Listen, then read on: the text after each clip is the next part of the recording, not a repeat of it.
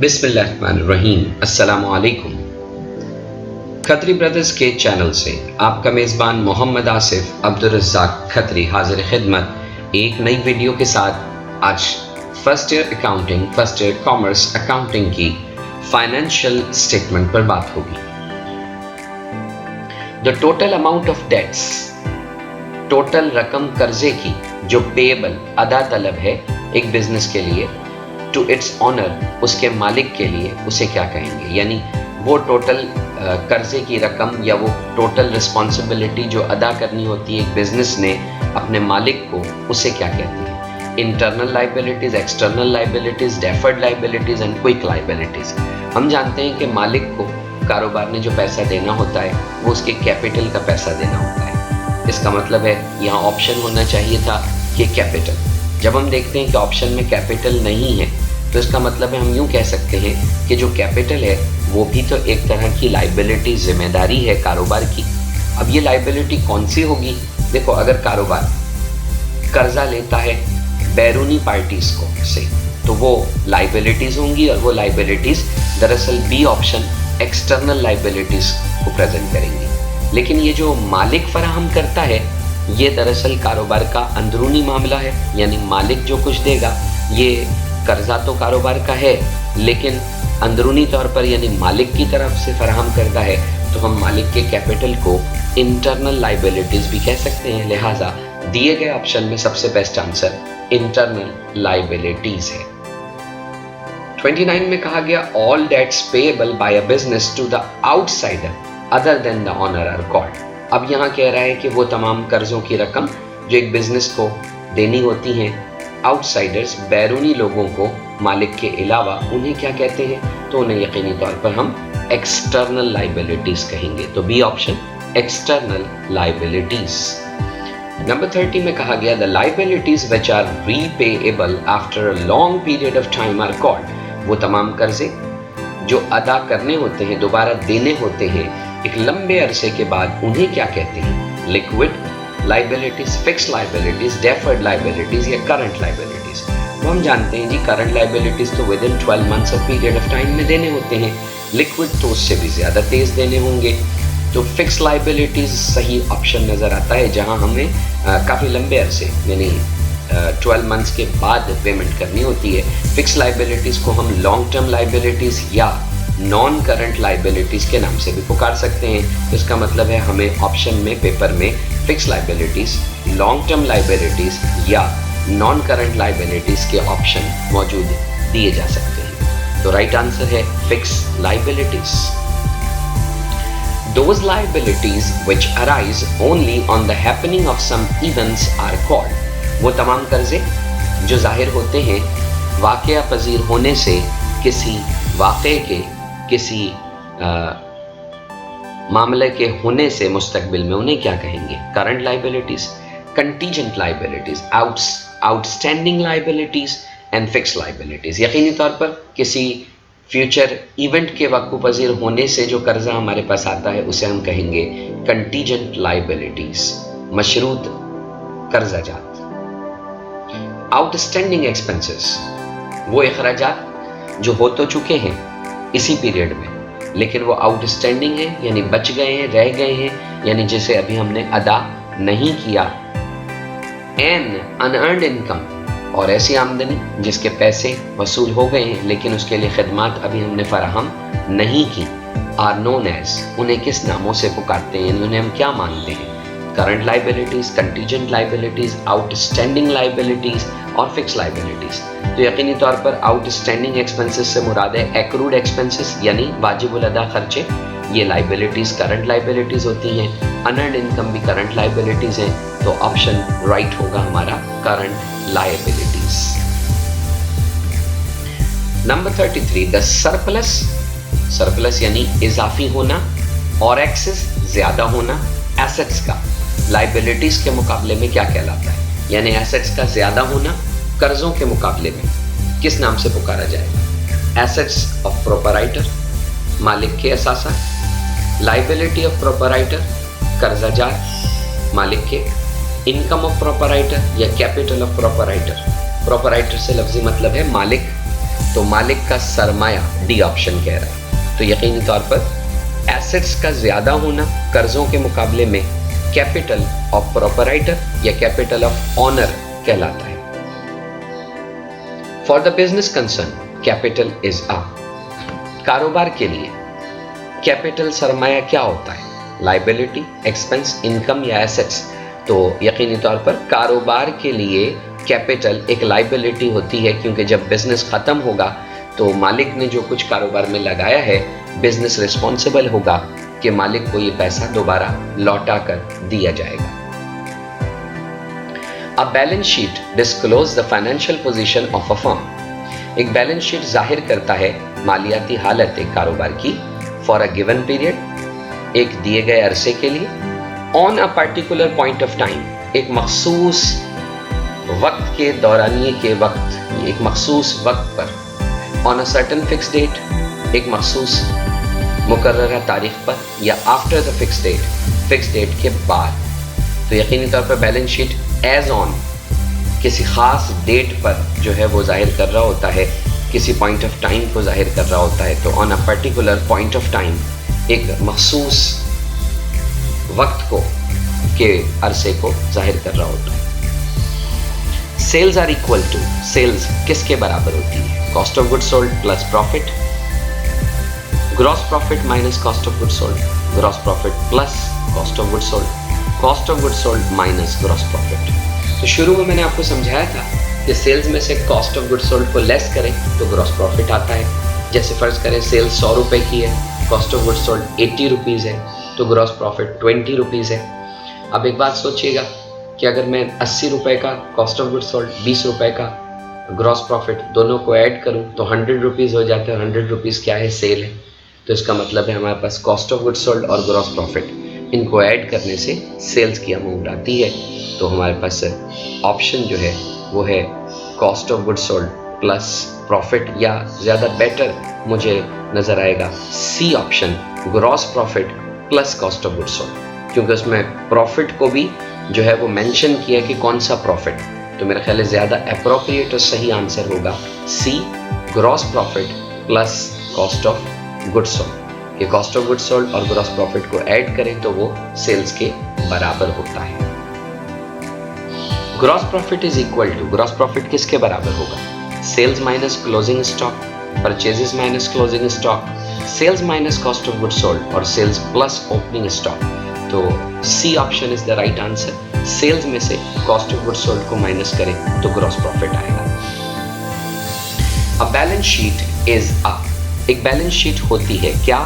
Statement of debtors and creditors, एक बयान वसूल करने वालों और अदा करने वालों का, statement of income and expenditure, financial statement of a business on a particular date, statement of profit earn by a business.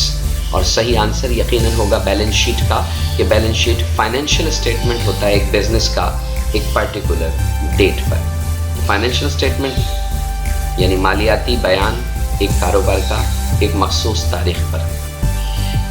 Current liabilities are such obligations, current liabilities ऐसी जिम्मेदारियां होती हैं which are to be satisfied, जिनको पूरा करना होता है with in 1 year, एक साल के अंदर अंदर, with in 2 years, with in 3 years और विद इन 4 ईयर्स। तो current liabilities with in 1 year, a period of 12 months, इन्हीं में पे करना होता है। तो राइट आंसर होगा विद इन 1 ईयर। नंबर 40 में कहा गया purchases of an asset is called, purchases एक एसेट की क्या कहलाती है? यानी परचेजेस क्या होता है? एक एक्सपेंस, एक एक्सपेंडिचर, एक लॉस और एक इनकम। आपको एक्सप्लेन करता चलूँ। एक्सपेंस और एक्सपेंडिचर, इसमें फर्क है। एक्सपेंस का मतलब है कोई ऐसी स्पेंडिंग, कोई ऐसा खर्च जिसका बेनिफिट एक फाइनेंशियल पीरियड में ड्राइव किया जा रहा हो, तो वो हमारा एक्सपेंस है। जबकि एक्सपेंडिचर वो स्पेंडिंग होती है जिसका बेनिफिट कई फाइनेंशियल पीरियड में ड्राइव किया जा रहा होता है। तो एक्सपेंडिचर आमतौर पर एसेट के तौर पर रिकॉर्ड किए जाते हैं, और ऊपर भी वो परचेज ऑफ एसेट की बात कर रहा है। तो परचेज ऑफ एसेट आपको एक से ज़्यादा फाइनेंशियल पीरियड का बेनिफिट दे रहा होता है, जिसे एक्सपेंस नहीं एक्सपेंडिचर कहते हैं और एज एन एसेट रिकॉर्ड करते हैं, तो B option is the right answer, an expenditure. 41. The balance appearing on the debit side of the trial balance expenditure is shown in the, वो बैलेंसेस जो debit side पर trial balance में expenditure के तौर पर शो होते हैं उनको क्या कहते हैं? Balance sheet, trading account, profit and loss account या इनकम स्टेटमेंट। तो वो बैलेंसेस जो डेबिट साइड पर ट्रायल बैलेंस पे एक्सपेंडिचर के तौर पर आएंगे वो कारोबार के एसेट्स को प्रेजेंट करेंगे और एसेट्स जो हैं वो बैलेंस शीट में आएंगे, तो balance sheet is the right answer. The withdrawal, निकालना, गुड्स, माल का, फ्रॉम द बिजनेस, कारोबार से, बाय द प्रोपराइटर, मालिक की जानिब से, उसमें हम क्रेडिट किसको करेंगे? तो जब माल मालिक कारोबार से ले जाएगा अपने ज़ाती इस्तेमाल के लिए तो वो मालिक की ड्राइंग होगी, ड्राइंग को डेबिट किया जाएगा और चूंकि वो माल लेकर जा रहा है तो कारोबार से माल यानी मर्चेंडाइज जाएगी। आप मर्चेंडाइज इन्वेंट्री को भी क्रेडिट कर सकते हो, जाता हुआ दिखा सकते हो, और आप परचेजेस को भी क्रेडिट करके जाता हुआ दिखा सकते हो। अब देखें ऑप्शन में क्या लिखा है। ऑप्शन में ड्राइंग है, परचेजेस है, कैपिटल है और ओपनिंग इन्वेंट्री है, तो यकीनी तौर पर ऑप्शंस जो गिवन है उनमें सबसे बेटर ऑप्शन है परचेजेस अकाउंट, यानी ड्राइंग डेबिट होगा और परचेजेस अकाउंट को क्रेडिट कर दिया जाएगा। ये अलग बात है कि हम परचेजेस की जगह मर्चेंडाइज इन्वेंट्री के अकाउंट को भी क्रेडिट कर सकते हैं। 43 में कहा गया पेटेंट, यानी किसी आले, औजार या डिजाइन को अपने नाम से रजिस्टर करवा लेना कि ये खास चीज हमारे जैसी कोई और ना बना सके। गुडविल, कारोबार का अच्छा नाम, साख और शोहरत को कहा जाए। ये एग्जाम्पल है किसकी? Tangible assets, intangible assets, contingent assets या आउटस्टैंडिंग एसेट्स। यकीनी तौर पर पेटेंट और गुडविल नजर नहीं आते लेकिन फिर भी उन्हें एसेट माना जाता है, तो पेटेंट एंड गुडविल जो है वो इंटेंजिबल, ना नजर आने वाले असासे कहलाएंगे। 44 में कहा गया नेट प्रॉफिट ट्रांसफर कहाँ किया जाता है? तो कारोबार में जब नेट प्रॉफिट होता है, और हम पढ़ रहे हैं फर्स्ट ईयर की अकाउंटिंग, फर्स्ट ईयर की अकाउंटिंग में नेट प्रॉफिट को ट्रांसफर उसके मालिक के कैपिटल में किया जाता है, क्योंकि मालिक ने जो पैसा लगाया है तो मालिक ही उस प्रॉफिट का जिम्मेदार भी है, प्रॉफिट का हकदार है, तो लिहाजा नेट प्रॉफिट ट्रांसफर किया जाता है कैपिटल अकाउंट में। कैपिटल अकाउंट यानी A option is the right answer. Gross profit plus stock in the beginning plus purchases plus direct expenses minus stock at the end किसके बराबर है? तो पहले हम एक काम करते हैं, इक्वेशन में से लेते हैं स्टॉक बिगिनिंग। स्टॉक बिगिनिंग को मर्चेंडाइज इन्वेंट्री ओपनिंग भी कहते हैं। इसमें परचेजेस को और डायरेक्ट एक्सपेंस को ऐड करेंगे, मर्चेंडाइज अवेलेबल फॉर सेल आएगा, लेस करेंगे उसमें से मर्चेंडाइज एंडिंग, तो हमारे पास कॉस्ट ऑफ गुड्स सोल्ड आ जाएगा। इसका मतलब स्टॉक बिगिनिंग से लेकर स्टॉक एंडिंग तक की equation cost of goods sold को प्रेजेंट कर रही है। कॉस्ट ऑफ गुड्स सोल्ड में अगर ग्रॉस प्रॉफिट को ऐड कर दिया जाए तो ये दोनों मिलकर यकीनी तौर पर सेल्स की रकम के बराबर होते हैं। जैसे मैंने थोड़ी देर पहले एक एग्जांपल दी थी कि अगर ग्रॉस प्रॉफिट 20 रुपए है और cost of goods sold 80 rupees है, तो 80 एंड 20 मिलकर 100 रुपीज़ बनाएंगे, वो 100 रुपीज़ हमारी सेल कहलाएगी। तो sales is the right answer, A is the right answer, sales. 46 में कहा गया the balance sheet that divides its accounts into sub group within the major section of the statement is called. Balance sheet जिसमें हम तकसीम करते हैं accounts को छोटे छोटे ग्रुप्स में और उसके बुनियादी सेक्शन हिस्से बनाते हैं उस स्टेटमेंट के, उस स्टेटमेंट को क्या कहते हैं? अकाउंट फॉर्म की बैलेंस शीट, रिपोर्ट फॉर्म की बैलेंस शीट, टी फॉर्म की बैलेंस शीट या क्लासिफाइड बैलेंस शीट। तो याद रखिएगा क्लासिफाइड बैलेंस शीट का मतलब ही होता है शोबे और दर्जों के साथ बनाई जाने वाली बैलेंस शीट, यानी जिनमें एसेट्स हों, एसेट्स के नीचे करंट एसेट्स की हेडिंग हो, फिर उसके बाद नॉन करंट एसेट्स की हेडिंग हो और फिर टोटल एसेट्स प्रेजेंट होते हों। दूसरी तरफ इक्विटीज़ में करंट लाइबिलिटीज़ हों, नॉन करंट लाइबिलिटीज़ हों और फिर जाकर ऑनर इक्विटी की हेडिंग हो। ये तीनों चीज़ें मिलकर टोटल इक्विटीज़ को बनाती हों। ऐसी जो सेक्शंस के साथ हम बैलेंस शीट बनाते हैं उनको क्लासिफाइड बैलेंस शीट यानी दर्जों और शोबों के साथ बनाई जाने वाली बैलेंस शीट कहेंगे। तो अ classified balance sheet, D is the right answer. Number 47, all expenses connected with the office and its conduct is called। वो तमाम अखराजात जो ऑफिस और उसके मामलात से मुतालिक होते हैं उन्हें क्या कहते हैं? Selling expense, marketing expense, administrative expense और सर्विस एक्सपेंस। यकीनी तौर पर उन्हें एडमिनिस्ट्रेटिव एंड जनरल एक्सपेंस के नाम से पुकारा जाता है। इन्हें ऑफिस एक्सपेंसेस के नाम से भी पुकारा जा सकता है। तो C is the right answer, administrative expenses. 48. The assets and liabilities are shown in order of their liquidity is called. वो assets और liabilities जिन्हें order of liquidity में दिखाया जाता है उन्हें क्या कहते हैं? अब जरा इस बात को समझिएगा कि जब आप बैलेंस शीट बनाते हैं तो बैलेंस शीट में एक होता है order of liquidity. Order of liquidity ये होता है कि जैसे एसेट हैं तो एसेट में वो एसेट जो जल्दी कैश में कन्वर्ट हो जाते हैं यानी करंट एसेट्स उन्हें पहले जगह दें, नॉन करंट एसेट्स को बाद में जगह दें। अब जैसे करंट एसेट्स हैं तो उनमें कैश को, बैंक को पहले जगह दें, फिर बिल रिसीवेबल दिखाएं, फिर नोट्स रिसीवेबल दिखाएं, फिर अकाउंट रिसीवेबल दिखाएं, फिर उसके बाद जाकर रिसीवेबल इनकम दिखाएं, फिर इसके बाद जाकर जो है वो आप मर्चेंडाइज, प्रीपेड, सप्लाईज इनको दिखाएं। ये आपका लिक्विडिटी प्रेफरेंस का ऑर्डर कहलाएगा। इसी तरह नॉन करंट एसेट्स पर जाएंगे तो नॉन करंट एसेट्स में जिनकी लाइफ छोटी होती है लाइक ऑफिस इक्विपमेंट हो गया, फर्नीचर हो गया, इनको पहले जगह देंगे, जबकि उसके बाद जाकर बिल्डिंग, उसके बाद जाकर जो है वो लैंड, इनको जगह मिलेगी।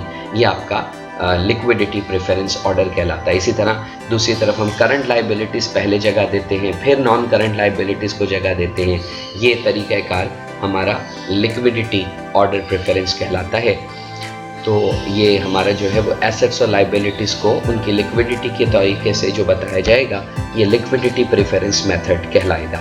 तो ऑप्शन हमारे पास है permanence preference method, liquidity preference method, mix method और नन ऑफ दीज। मैं मज़ीद एक्सप्लेन आपकी मालूमात के लिए करता चलूँ कि परमानेंसी प्रेफरेंस मेथड ये होगा कि नॉन करंट एसेट्स पहले, करंट एसेट्स बाद में, और इसी तरह इक्विटी साइड में पहले दिखाएंगे ऑनर इक्विटी, फिर दिखाएंगे हम नॉन करंट लाइबिलिटीज़ और फिर दिखाएंगे करंट लाइबिलिटीज़। ये परमानेंसी प्रेफरेंस मेथड होता है और ये मेथड इसीलिए फर्स्ट ईयर स्टूडेंट नहीं पढ़ता कि वो पढ़ रहे होते हैं सोल ऑनरशिप का बिजनेस। तो याद रखिए सोल ऑनरशिप और पार्टनरशिप के बिजनेस जो होते हैं वो लिक्विडिटी प्रेफरेंस मेथड को फॉलो करते हैं। जॉइंट स्टॉक कंपनी जो होती है वो परमानेंसी प्रेफरेंस मेथड को फॉलो करती है और जो बैंक्स और इंश्योरेंस कंपनीज होती हैं वो मिक्स मेथड को फॉलो करती हैं। तो आपके पास ऑप्शन के एसेट्स और लाइबिलिटीज़ को उनकी लिक्विडिटी यानी कैश में कन्वर्ट होने के ऑर्डर के हिसाब से जो जगह दी जाएगी उसे लिक्विडिटी प्रेफरेंस मेथड कहेंगे। तो liquidity preference method is the right answer. Permanency preference method को एडॉप्ट कौन करता है? सोल प्रोप्राइटरशिप, पार्टनरशिप, बैंक या जॉइंट स्टॉक कंपनी? तो परमानेंसी प्रेफरेंस मेथड को जॉइंट स्टॉक कंपनी फॉलो करती है, जो आप सेकेंड ईयर में जाकर पढ़ेंगे इंशाल्लाह। The liquidity preference method mostly adopted by, liquidity preference को ज़्यादातर कौन प्रेफर करता है? सोल प्रोप्राइटरशिप और पार्टनरशिप, जॉइंट स्टॉक, बैंक या इंश्योरेंस कंपनीज? तो सही आंसर होना चाहिए सोल प्रोप्राइटरशिप एंड पार्टनरशिप। कहा गया मिक्स मेथड को कौन अडॉप्ट करता है? Sole proprietor, partnership, joint stock company, banks and insurance companies? तो मिक्स मेथड को यकीनी तौर पर बैंक्स और इंश्योरेंस कंपनीज फॉलो करती हैं। एक इनकम स्टेटमेंट प्रिपेयर कब किया जाता है? For a certain given period, at a particular point of time, on fix date या आफ्टर द फिक्स डेट? तो इनकम स्टेटमेंट एक सर्टेन गिवन पीरियड के लिए बनाया जाता है, इसीलिए उसमें लिखा जाता है फॉर द पीरियड एंडेड। तो इसलिए for a certain given period is the right answer. The date वो कर्जे विच आर रीपेएबल जो दोबारा अदा करने होते हैं with in a financial period, एक मालियाती अरसे के अंदर, मालियाती अरसा यानी अ पीरियड ऑफ 12 मंथ्स। तो वो कर्जा जो फाइनेंशियल पीरियड के अंदर अंदर देना होता है उसे नॉन करंट कहेंगे, एक्सटर्नल कहेंगे, करंट कहेंगे या इंटरनल कहेंगे? यकीनन राइट आंसर है करंट लाइबिलिटीज, यानी एक ही फाइनेंशियल पीरियड 12 महीनों के अरसे के अंदर अंदर जो पेमेंट करनी होती है वो होगी करंट लाइबिलिटीज। ये हमारे पास फाइनेंशियल स्टेटमेंट के एमसीक्यूज हुए। यकीनी तौर पर आपके कमेंट का इंतज़ार रहेगा कि इनमें से कितने एमसीक्यूज आपके दुरुस्त हुए, और इसके साथ साथ अपने दोस्तों को वीडियो ज़रूर शेयर कीजिए, लिंक भेजिए, शेयर कीजिए, अपने लाइक और कमेंट बताइए ताकि हमें आपकी ज़रूरतों का भी पता चले, हमें ये भी पता चले कि कितने लोग खत्री ब्रदर्स से जुड़े हुए हैं। और जुड़े रहिए खत्री ब्रदर्स के चैनल से, ताकि ऐसी और बहुत सारी वीडियोस आपके 10 इयर्स ये सब कुछ आपको मिल सके खत्री ब्रदर्स के चैनल से, MCQ से। एक और नई वीडियो तक अल्लाह हाफिज़।